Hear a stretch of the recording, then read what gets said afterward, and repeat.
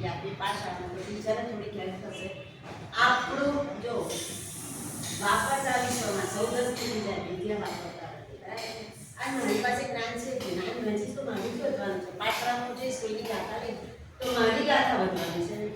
ટીચરનું કશું નથી જવાનું, બાળકનું કશું નથી થવાનું. હું મારા માટે કરું છું. મારે મારા જ્ઞાનાવળે કર્મનો ક્ષણ કરવો છે એટલે મારે પાછળ બસ કશું નહીં. તો મહિનામાં 10 મિનિટ એક જ દિવસ રોજે આપણને બહુ સારું છે. અને જો તીર્થંકર ના કરવાનું બાંધવા માટે પણ રોજે ગાથા કરવી જરૂર છે. જો એ ગાથા કરે તો તીર્થંકર ના કરવું જાય છે, બરાબર ને સાહેબ? તો આપણને તો તીર્થંકરોના કેટલા બધા માર્ગો આપે છે. જૈન ધર્મ જ એવો છે કે જેમાં આપણે ભગવાન કરી શકીએ, બાકી એક પણ ધર્મ એવો છે જ નહીં કે જેમાં ભગવાન કરી શકે. તો આપણને આ બધું મળ્યું છે, છતાં છે ને આપણને સહજ મળ્યું છે ને એટલે આપણને એની વેલ્યુ સહજ જે મળ્યું છે એની વેલ્યુ. કાલે જ એક જગ્યા રીતે હું મળવા ગઈ હતી મારા સાહેબને. પંજાબી બહેનો દીક્ષા લેવાના ભાવ છે, ઉદ્ધાન કર્યા છે. એની વાતો તમે સાંભળો એટલે સારું આપણને સહજ મળ્યું છે ને આપણે કઈ મહેનત પછી મળે એની કિંમત સમજાય, બરાબર છે. એટલે પાઠશાળામાં પણ 10 મિનિટ કામ કર્યું. હવે આપણે છે પરિવારમાં પ્રેમ બહુ જ અગત્યની તાકની જરૂરિયાત છે. આપણા પરિવારમાં પ્રેમ છે જ, પણ ઘર હોય તો વાસણ વાસણ ખકડે ત્યાં સુધી વાંધો નથી. સામ સામે ફેંકાવાના સામ સામે ફેંકાવાના નથી થતું આપણા ઘરમાં. હું માનું કે નથી થતું, પણ ક્યાંક એવી ખૂટ આવે છે, ક્યાંક એવું આવે છે કે જેને કારણે અંતર વધતા જાય છે. અંતર વધતા જાય છે. પછી સાસુ બહુ હોય, મા દીકરો હોય, બાપ દીકરો હોય, મા દીકરો હોય, પણ બસ આ બધું ના થાય એના માટે રાત્રે એક કુટુંબ મેળો કરો, 10 મિનિટ સાથે બેસવાનું, એકબીજાને વાતો શેર કરવાની. આજે મેં આજે બહુ સરસ લાગે. કોઈ સુખરૂપ થયું તો એને અનુભવ એટલી કરો કે એને બીજી વખતે કામ કરવાનું થાય. તમારા વિદ્યાર્થી કોઈ હોય, મમ્મી આજે અરે વાહ બેટા બહુ સરસ કામ કર્યું, તેને ફરી કરવા.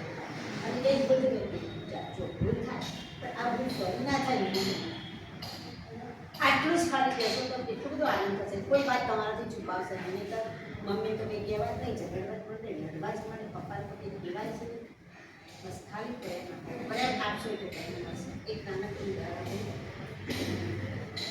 એક રાજા અને મંત્રી બિહારનું નગરચર્યા માટે નીકળ્યા છે. નગરચર્યા માટે નીકળ્યા છે અને પછી એક જગ્યાએ બહુ શોર્ટમાં એક જગ્યાએ રાજા ત્યાં આગળ ઉભા રહે છે અને રાજાને ગુસ્સો આવે છે. મંત્રેશ્વરને કહે છે, મંત્રેશ્વર ખબર નથી આ દુકાન માલ નાખવાનું જેને ફાંસી ચડાવી. રાજા તો આ તો બહુ ખરાબ કહેવાય. હું તો રાજા છું, મારા તો વિચાર જ કેમ કરાવે, વિચાર મને આપવો જ નથી. એટલે પેલો મંત્રેશ્વર હોશિયાર હશે કે હશે રાજા કે તમે પગ બગાઈ ગયો છે, ચલો ને આપણે કહીને આપણે નીકળી. પણ મંત્રેશ્વરે મગજમાં રાખ્યું છે. રાજાને મંત્રી જાય છે મેળમાં, રાજા મેળમાં પછી મંત્રેશ્વર પાછા એ જગ્યા પર આવે છે અને ત્યાં જે દુકાન વિચાર આપ્યો છે રાજાને, ત્યાં જે વાત કરે છે કે જોવે છે તો ચંદનના લાકડાનો વેપાર મળે છે. વાહ વાહ, તારા ચંદનના લાકડાની વસ્તુ સરસ સુગંધ આવે છે, આટલા સરસ ચંદનના લાકડા છે. તો કે વાહ ચંદનના લાકડા સરસ છે, સુગંધ સરસ આવે, બધી વાત બરાબર, પણ બધા સરસ વખાણ કરી કરીને જતા રહે છે, કોઈ રહેતું નથી. હવે તો રાજા મરે ત્યારે હવે તો રાજા મરે સારું. અને રાજાને શું વિચાર આવે તો એટલે આપણા ઘરમાં પણ આપણે કોઈના માટે જ્યારે કંઈ પણ વિચાર નેગેટિવ કરીએ છીએ ત્યારે સામેની વ્યક્તિને આપણા માટે આ જ વિચાર આવે છે. એટલે આપણે કોઈના માટે જ્યારે પણ એમ વિચાર આવે ને કોઈ ખરાબ અને સાસુ સારી એવી છે એ છોકરી સારું રાખે પણ નથી રાખે. પણ ત્યારે આપણે જો છોકરી ક્યારેક આવે છે એટલે સારી રીતે રાખે છે. આપણે તો રોજ રહીએ છીએ, રોજ તો આપણા કામમાં કેટલી વાર મદદરૂપ થાય છે એ તો આપણે કામ કાઢતા જ નથી. અને એની છોકરી એક દિવસ સાસરેથી આવી અને જો સાચવે તો ખરાબ પતિ કેવી સાચવે છે એની છોકરી એટલે અમને તો સાચવે. પણ જ્યારે વિચાર કરો લિસ્ટ કરો ને કે કેટલી વાર મારી સાસુએ મને સાચવી છે તો ખબર પડશે કે મારી સાસુએ મને સાચવી છે. ફરી કહું છું, વિચાર એવો આવે ને ત્યારે તરત મગજમાં શું કહેવાય, cut cut cut, cancel cancel cancel. મારો વિચાર મિથ્યા થાવ. આપણે મિથ્યાનું મિત્ર બોલીએ છીએ ને તો મારો આ નકારાત્મક વિચાર છે એ મિથ્યા થાવ અને મારી સાસુ તો બહુ સારી છે કે દુનિયામાં મારી સાસુ બસ આટલું પોઝિટિવ રાખે. બોલો કે સાસુના મગજમાં પણ નેગેટિવ વિચાર તમારા માટે હશે તો જતો રહેશે. તમારા બાળકોના મગજમાં પણ જો નેગેટિવ વિચાર હશે જતો રહેશે અને પોઝિટિવ વિચાર આવશે. અને હંમેશા પોઝિટિવ વિચાર કરશો તો એના રસ્તા થશે. પ્રેમ વહેંચશું તો પ્રેમ મળશે. પણ હું ગાળો જ વહેંચીશ તો છેલ્લે ગાળો મારી પર જવાની છે. હું નકારાત્મક કોઈને થોટ્સ આપતી તો બધા મને નકારાત્મક. તો બસ આના માટે કુટુંબ મેળો કરવાનો છે. ફરી એક સ્ટોરી, સાવડી નામની એક પક્ષી છે, ઠંડા પ્રદેશમાં રહે છે અને એને ઠંડા પ્રદેશમાં રહે છે કે ઠંડી વહેર ના કરી શકે એટલે શું થયું, એક વખત બધા ભેગા થાય એ લોકોને બહુ સારું લાગ્યું, થોડો ગરમાવો આવે ને પણ હવે સાવડીને કાંટા હોય છે એટલે કાંટા હોય છે એટલે શું થયું કે એકબીજાને કાંટા ભાગવા લાગે કે સહન ના થાય કે એ લોકો શું થયું છૂટા પડી ગયા. જે લોકો છૂટા પડી ગયા એ લોકો પલોક્ષી રહી ગયા, જે લોકો ભેગા રહ્યા સહન કર્યું એ લોકોનું જીવન જીવી ગયા. બસ સંસારમાં કાંટા તો લાગે છે, કાંટા સહન કરીશું તો સમૂહમાં રહી શકીશું, નહીંતર તકલીફો આવવાની જ છે, આવવાની છે, આવવાની છે. હમણાં જ ઉદય વલ્લભ મરાઠી વ્યાખ્યાન સાંભળ્યું તેમાં એવું જ કીધું કે આપણા ઘર બહુ જ આપણે પૈસા લાગશું માની લઈએ, આપણા ઘરમાં ઇલેક્ટ્રોનિક સાધનો બહુ જ બધા છે, બધી સુખ સમૃદ્ધિ આપણી પાસે છે. હા, પણ લાઈફ જશે તે બધા સાધનો શું કરે, કશા જ કામ નહીં લાગે, એની કોઈ વેલ્યુ રહેશે તો માતા પિતા આપણા ઘરનું પાવર સ્ટેશન છે.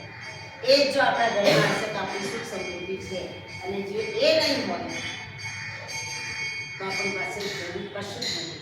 એક ફિલ્મી ડાયલોગ છે ને, मेरे पास तो माँ है, मेरे पास क्या है, बस माँ છે બધું છે, મા બાપ છે બધું છે, નથી તો બધું નથી. જો આવું મનમાં એક વખત ઠાની લેશે, જો ઘર હોય ને તો વાસણ ખકડે બધું થયા કરે. અને પ્રેમ કોના માટે, ઝઘડા કોની જોડે થાય, જેમને પ્રેમ કરીએ છીએ એમની પર આ હવે નીચે માણસો કામ કરે જો ઝઘડવા જવાના, રસ્તા કોઈની પર છે કોઈની જોડે ઝઘડા કરવાના, કોઈની જોડે નથી કરવાના, કારણ કે આજકાલ ટાઈમ નથી. અને ઝઘડા કોની સાથે થાય, ઘરના, કારણ કે એમના માટે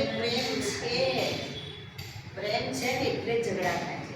બસ ખાલી આપણે શું કરવાનું છે, દિશા બદલવાની છે, વિચાર એને બધી ગયું એમાં મારું કંઈક સારું છે. એક નાનું ઉદાહરણ, મારા સાસુ છે ને એ બહુ મને આમ કામમાં મદદ કરાય, પણ કોઈક મહેમાન આવે ને એટલે જેવી બેસી જાય મને કંઈ મદદ ન કરાય. તો સારું મને થાય કે હવે મારે જરૂર છે, કારણ કે હું નોકરી કરું છું તો બધાને હું સાચવી કેવી રીતે શકીશ. તો અત્યારે એમને મને કામ કરવાની મદદની જરૂર હોય તો અત્યારે તો જેમ પલંગ પર બેસી મહેમાન સાથે વાતો કરે છે. પછી મને એક વાર બે વાર પછી મેં મારી જાતની સેલ્ફ એનાલિસિસ કરી, પછી મેં મારા મનમાં નક્કી કર્યું કે મારા સાસુ એટલા માટે કામ નથી કરાવતી, મહેમાને બધા જો મારી બહુ બધું કામ કરવું એની પહોંચી વળે છે. સારી કોની દેખાય મારી, હા મેં તો આવું વિચાર કેમ ના કર્યો, આ વિચારો મારે પહેલાં કરવાની છે.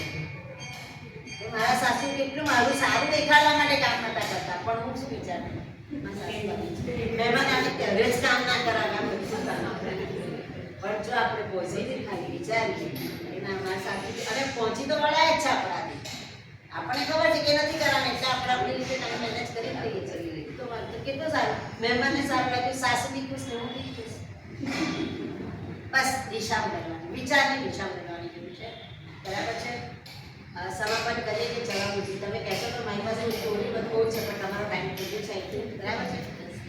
હવે છેલ્લી વાત, સાતા સેતુનો એક પ્રોગ્રામ કરવાની છે, પહેલાં જ કહી દીધું છે. સાતા સેતુનો નંબર હું લખાવું એ તમારા સંઘના ગ્રુપમાં એડ કરાવી દેજો, અને તમારા સંઘમાં જે પણ નવી ફિટનેસ એક્ટિવિટી થાય એ એક્ટિવિટી એમાં મૂક્યા કરજો. એટલે પર્સનલ અને ટીચર એવું પણ કરે છે સાતા સેતુ કે જે સંઘની બેસ્ટ એક્ટિવિટી હશે એમને એવોર્ડ આપો. એટલે બે તમારા સંઘની સરસ કરો તો તમને તમારું સંપર્ક કદાચ આપી જાય અને તમને કોઈ પણ એવોર્ડ મળે. એવોર્ડ મળે કે ના મળે આપણે આપણી જાતનો એવોર્ડ લેવાનો, કોઈ આપણને શું એવોર્ડ આપે, મારે આ કામ કરવું છે, મારા કર્મની વિચાર છે, મારે પુણ્યનું કાર્ય બાંધવું છે. બસ આજથી મગજમાં એ જ નથી કે મારે પુણ્યનું કાર્ય બાંધવું છે. એની આવો ઘરમાં તો કામ કરીને પાકના પોતા બહુ વાળતા, અને આ બધા સુધી કામ કરી અને સરસ રીતે હું એવી રીતે કામ કરું. અને જો તમે જેમ જેમ આ બધું કામ કરશો એ તમારામાં પોઝિટિવિટી અશુભ કર્મ તમારા ઓટોમેટિક બધા નેગેટિવ બસ ફરક પડે. આપણે બધા મોક્ષના જઈએ, બરાબર ને? સિમંદર સ્વામી પાસે જેવી જે નામ કર્યું મારા